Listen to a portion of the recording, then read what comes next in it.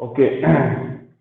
Uh, we had derived the formula for centripetal force F is equal to mv square by r, and the other format is F equal to m omega square r. Centrifugal force will have the same magnitude, but it will be opposite in direction. The centrifugal force formula also will be the same. I mean, formula and talking magnitude to calculate the magnitude. Only the direction wise it will be opposite. Okay. Now, in certain situations, in class 10 also you have learned, in certain situations, centrifugal force, whenever a body is taking a circular path or a curved path in the form of a circle, so there will be a centripetal force acting, or there will be a centripetal force required to take up that motion. And centripetal force will be provided by some forces, some external forces. Like in class 10, we used to remember that in case of a vehicle taking a turn, friction between the road and the tire provides centripetal force. For the planets revolving around the sun, force of gravitation provides a centripetal force. For the electrons revolving around the nucleus, electrostatic force provides the necessary centripetal force. For a piece of stone tied to a string and whirling in a horizontal circle like this way, going around like this, what provides the centripetal force? We say tension in the string provides the centripetal force. So there are different situations. Okay, now write number one, motion of vehicle, motion of a vehicle on a curved track, on a curved track or on a curved road. Okay, so this time we will be writing like this. Centripetal force will be equating like centripetal force is provided by friction force, right? Here friction between road and tires. Friction between the track and the tires will provide the necessary centripetal force. Centripetal force formula I'll be writing as mv squared by r. Friction formula we have mu into n. Next line I'll write as mv squared by r, mu, n value will become mg. M and n cancel. V squared value will become mu g r. Therefore, V value will become square root mu g r. This is the formula of velocity. If we have to get maximum friction, the maximum velocity is given by this relation. V will be V max. What should be the maximum speed of the vehicle while taking a turn on a curved track? This much root mu g r. It depends upon the friction mu, that is coefficient of friction mu, and depends upon the radius of curvature of the path. Any curved track will have an imaginary center there. Means when you make it a circle there will be center there. That is called center of curvature.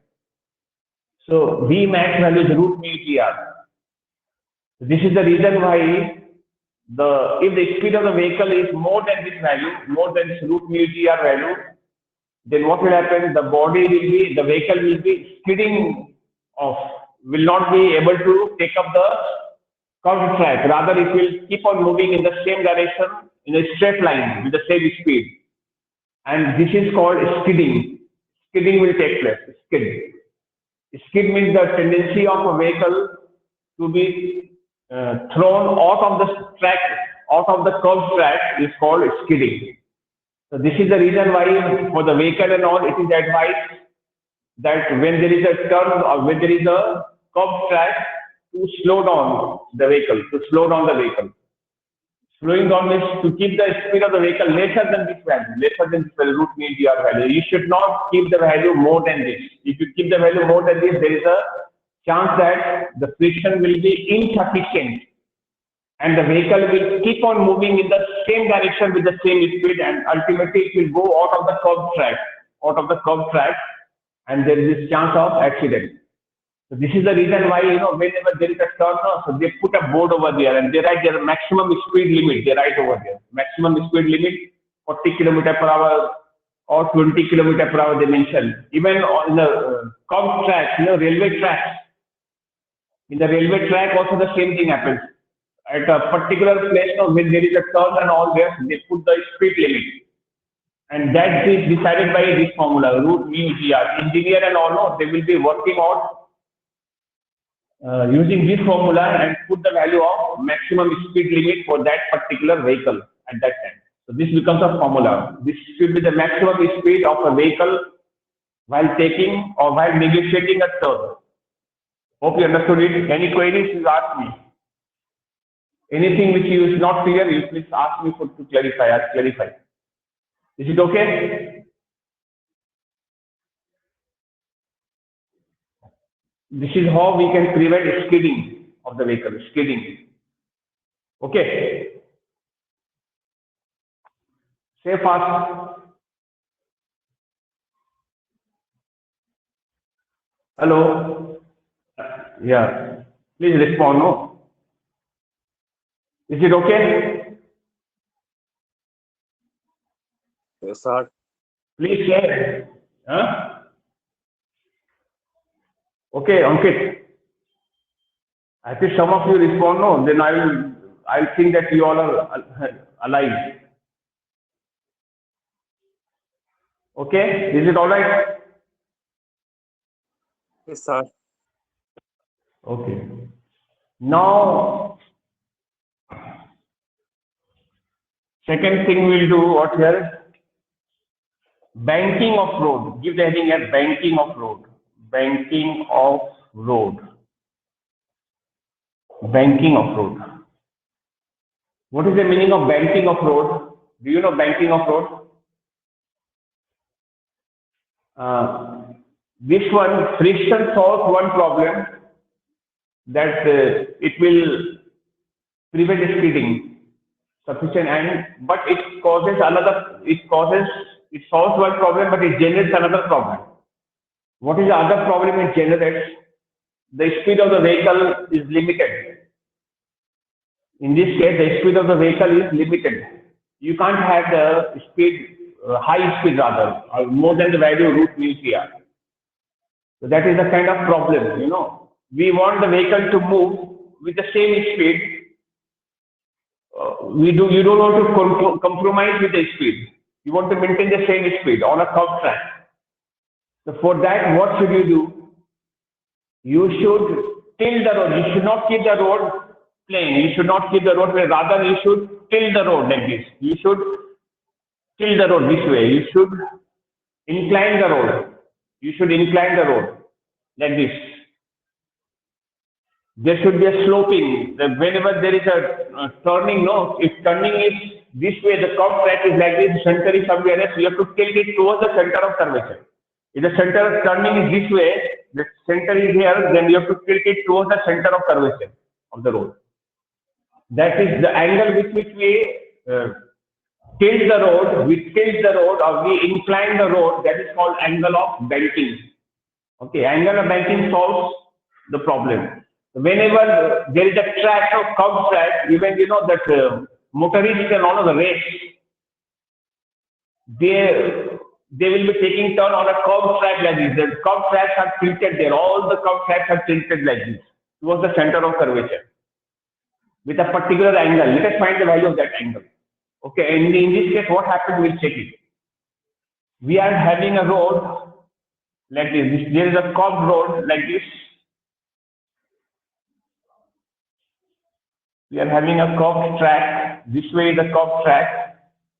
Here is the center. But the road is tilted, making some angle. Here you are having some vehicle here like this. This road is tilted, making some angle theta here. There is a vehicle over here, maybe a vehicle here on it. There is a vehicle moving on this road. There is a vehicle going on this road like this.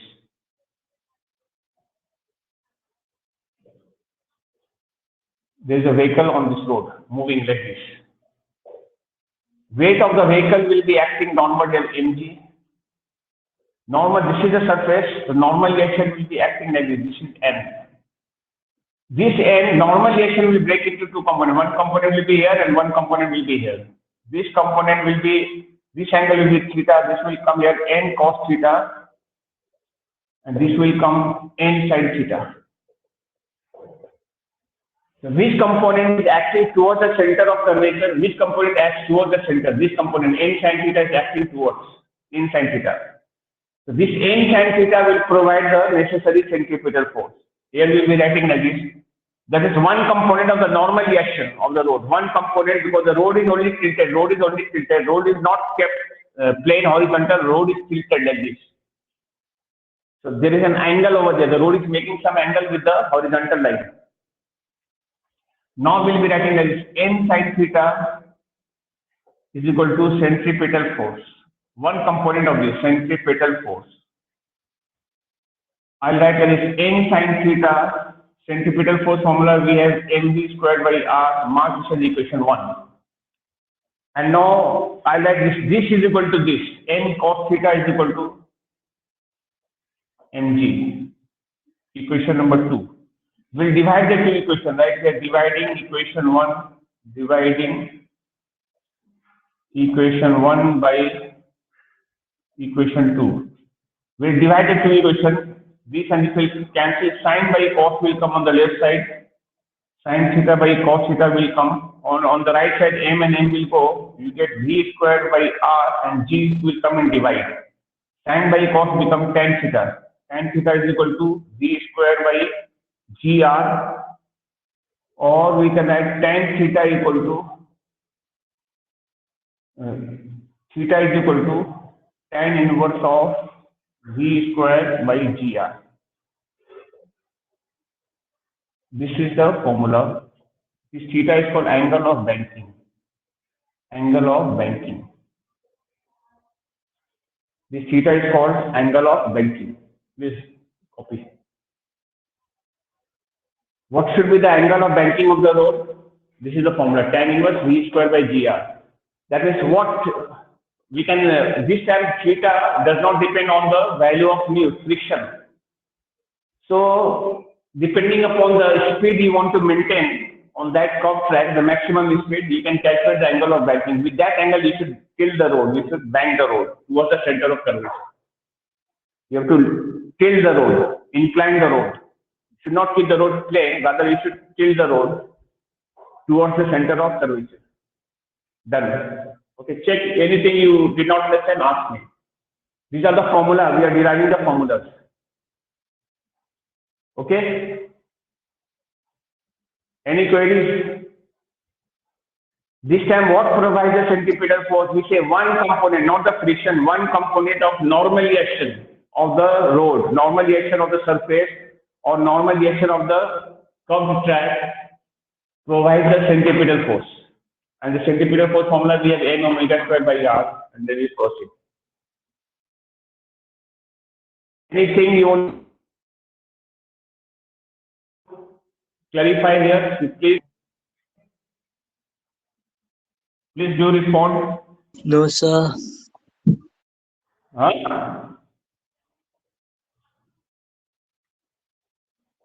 No. Who said no? Huh?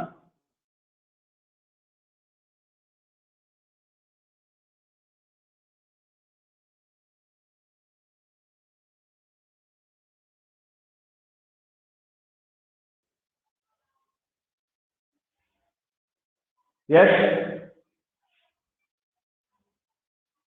Boys, have you understood? Yes, sir. Okay. Now the third one, write down. Conical pendulum. Give the heading here. Conical pendulum. Conical pendulum. Conical pendulum. And under bracket you write. Under bracket you write. Motion. You write motion of a body. Motion of a body in a horizontal circle. Motion of a body in a horizontal circle. Motion of a body in a horizontal circle. That's heading again.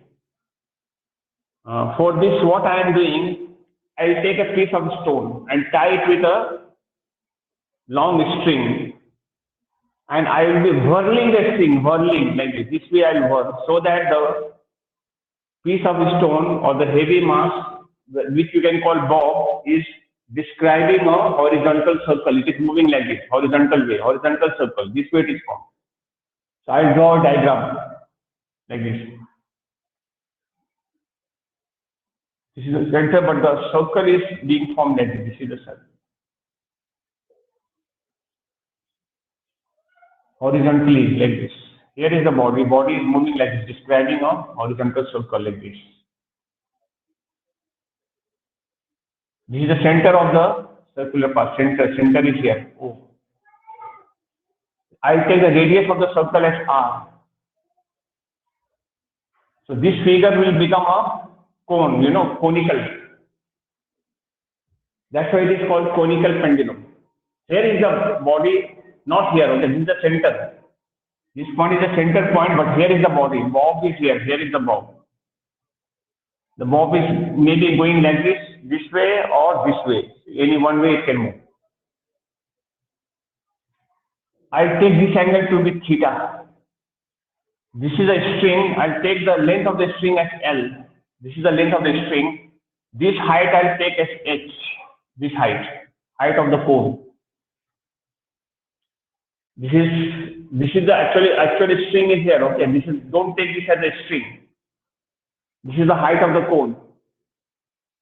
Tension in the string will be marked with T. This time what happens? This theta is there, so weight of the bob will be acting normally mg.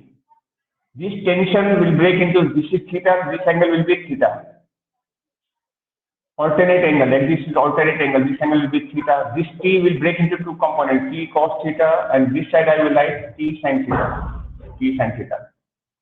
This time what provides the centripetal force? We check now which force is acting towards the center here on the bob. Which force is acting towards the center of the circle? This T sin theta. So one component of the tension in the string, provides the necessary centripetal force. So we will be writing that this T sin theta equal to centripetal force. Write a centripetal force. Or you can have T sin theta. Centripetal force formula we have mv squared by r. Mark this as equation 1. Marking this as equation number 1. T cos theta is balancing weight mg. Second equation. I'll divide the two equation. Again, write we are dividing equation 1. Dividing equation 1 by equation 2. I'll divide it to T and T will cancel. Sin by cos will become tan theta. M will cancel, you get V squared by RG. This formula is same as the formula banking. But from here, what I will do, I'll carry on and find the time period of revolution. Period of revolution I will find, because every pendulum is known for its time period. Pendulum is meant for finding time. I'll find the time period. We'll continue for the right. Tan theta is equal to, in the triangle here, tan theta value, how much I can take now? Tell now. Tan theta is equal to, what can I write? Perpendicular by the base. What is perpendicular? This is perpendicular. What is perpendicular? What is base here? Tell me. Tan theta is equal to P by B. What should I write? One of you tell me. Instead of tan theta, what can I write? H by T sin theta. H by T sin. This is R, okay. Why is it like T sin theta? T sin theta is a component of distance y. This one H and this is R, radius. What should I write? Tan theta is equal to H by R or R by H. What should I write?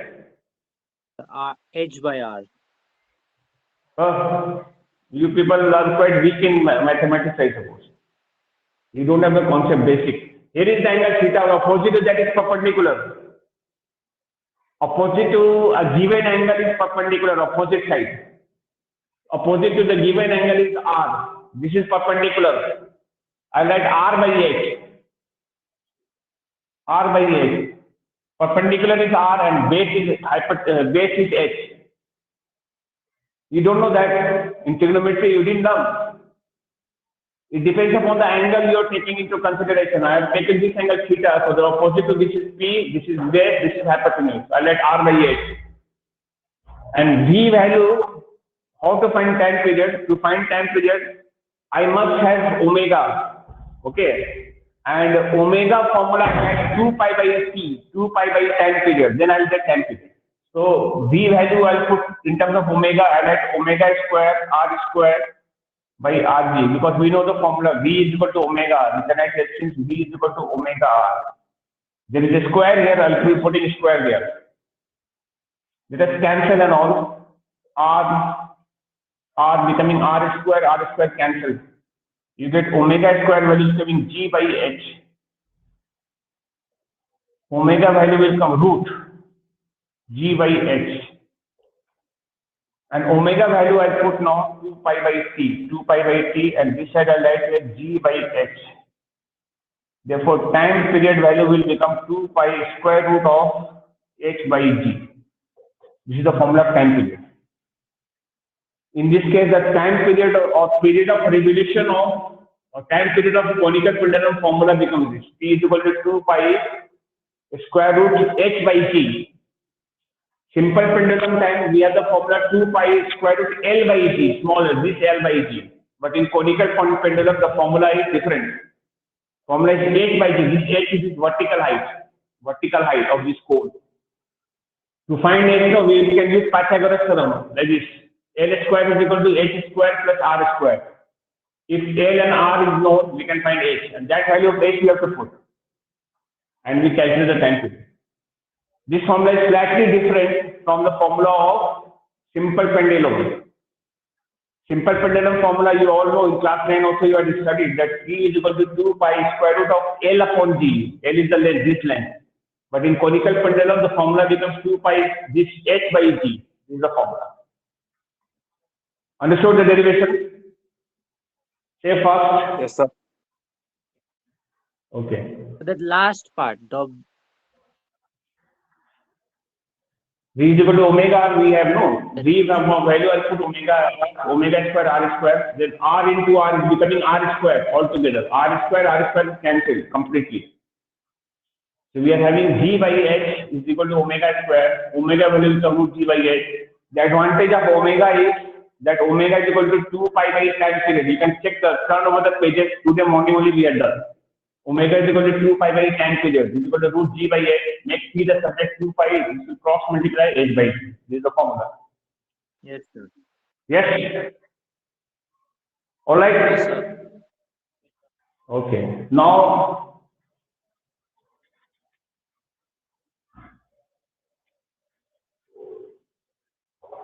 just tell me one thing.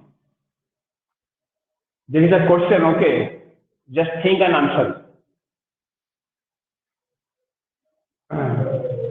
There is a person is driving a car. A person is driving a car.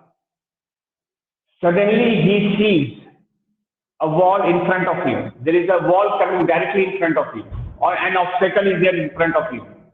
Suddenly. So to avoid the accident, what should we do? Should he apply brake or he should take a sharp turn in order to avoid the accident? What is better? To apply brake to avoid the accident or to take a turn to avoid the accident? To take a turn in order to avoid the accident with obstacle. What should be done? The turn.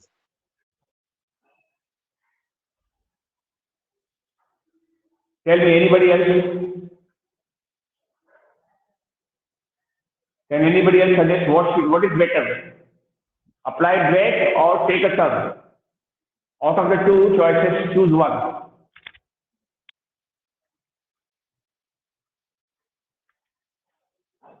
What will you choose? Suppose even you are in a bike and bike is moving, suddenly you see a boy standing in front of you. To avoid accident with the boy, you will apply the brake or you will take a turn in order to avoid accident. What will you do? Yeah, choose one option. What is better?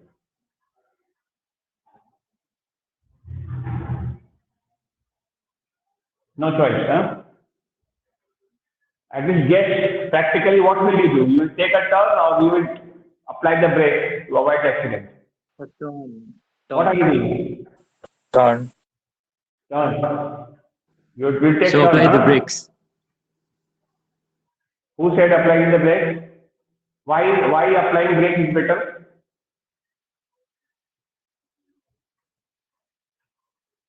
The answer is based on mathematical calculation. Okay, I'll show you the calculation. And then you will come to know what is better. Okay, I'll take both the case. I'll take the case of taking turn. Taking a turn. When suppose here is the obstacle and the vehicle is here. Here is the vehicle. What is the maximum distance to avoid the accident? Maximum distance is this much. Suppose S. This is the maximum distance S. This is obstacle. If the vehicle is taking turns, maximum it can go up to this extent. In order to avoid accident, maximum up to this extent it can go while taking the turn. This S will become the radius. Then for taking a turn, centripetal force is needed. What is the force needed to take the turn? F will be equal to mv squared by r. R is the radius, but the radius is same as S. I like this S as equation number 1. This is the force needed to take a turn. That is, the vehicle will just come here and just take a wrong. That means obstacle is just prevented from accident.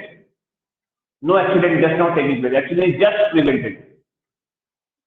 Now second case, braking.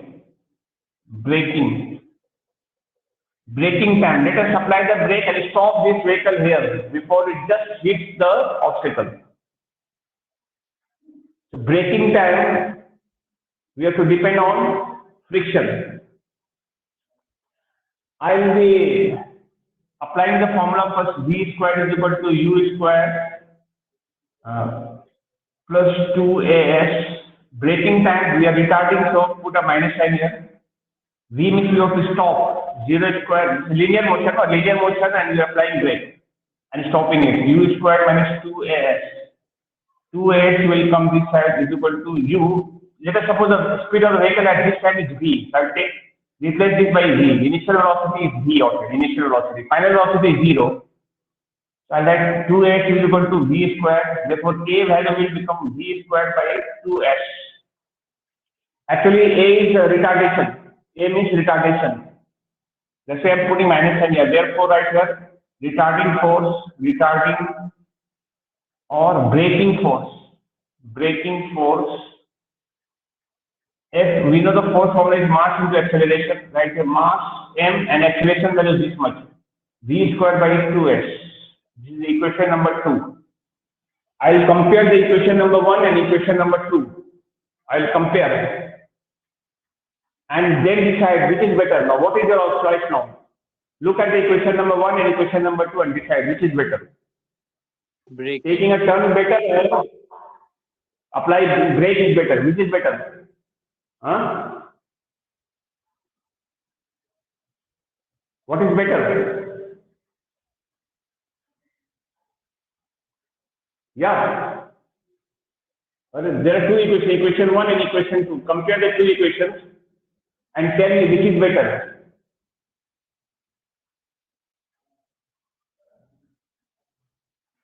Yeah. Still you cannot compare. Ankit.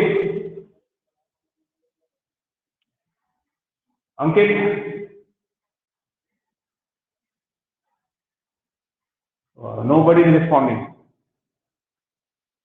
First case the force required and second case the force required. In this case the force requirement is less. Braking time the force requirement is half of this one. When the brake is applied, the braking force is half of the force taking a turn.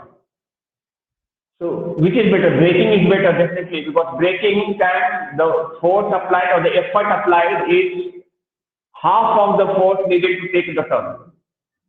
So with a lesser effort, you are avoiding the accident, or the accident is prevented. So braking is better. You can write as hence braking is better after calculating this calculation, mathematical calculation.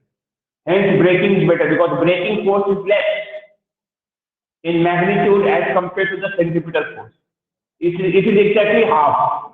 1 by 2 times of this, 1 by 2 times of this. So braking is better. So one should go for brake. One should not try to take a turn like this. There is a chance of, skidding in that case. Understood? Yes. Yes. So what is better? Taking a turn is better or applying brake is better? The brakes.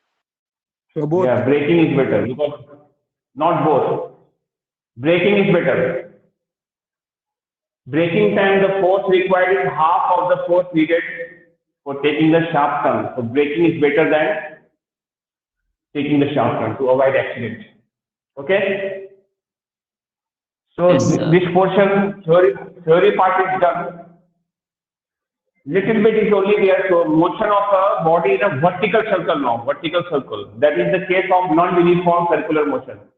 So little bit I'll explain that one tomorrow. It won't take much time, and tomorrow only we'll be starting the numerical problems on this chapter. And the chapter is almost over. Okay. Thank you, Jana. Okay.